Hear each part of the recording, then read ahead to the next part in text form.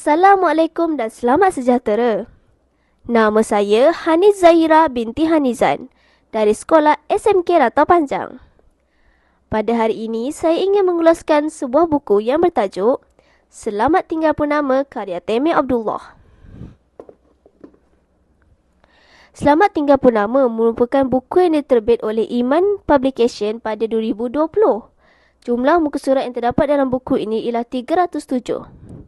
Seperti buku Temeh Abdullah yang lain, buku ini mempunyai banyak pengajaran dan nilai kemanusiaan.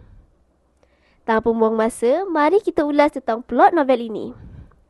Novel ini mengisahkan seorang artis yang bernama Purnama.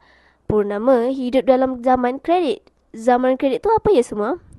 Zaman kredit bermaksud zaman di mana semua orang perlu mengumpul kredit yang banyak untuk melangsungkan kehidupan. Jika tidak, mereka akan diambil nyawa. Purnama merupakan penyanyi dan artis yang sangat terkemuka dan digemari oleh orang ramai. Namun, biasalah bila dah popular, ramai yang tak suka.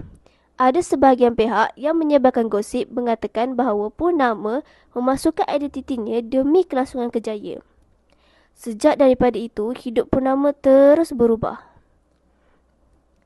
Apa agaknya pengajaran yang kita boleh dapat daripada buku ini?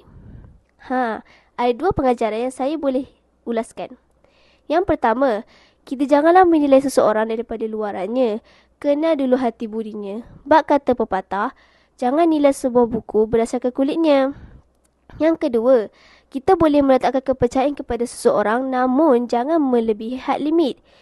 Jika kita mempercayai seseorang terlalu dalam, hidup kita boleh hancur. Okey semua, itu sahaja daripada saya. Sebelum saya tamatkan video ini, izinkan saya merangkapkan sebuah pantun.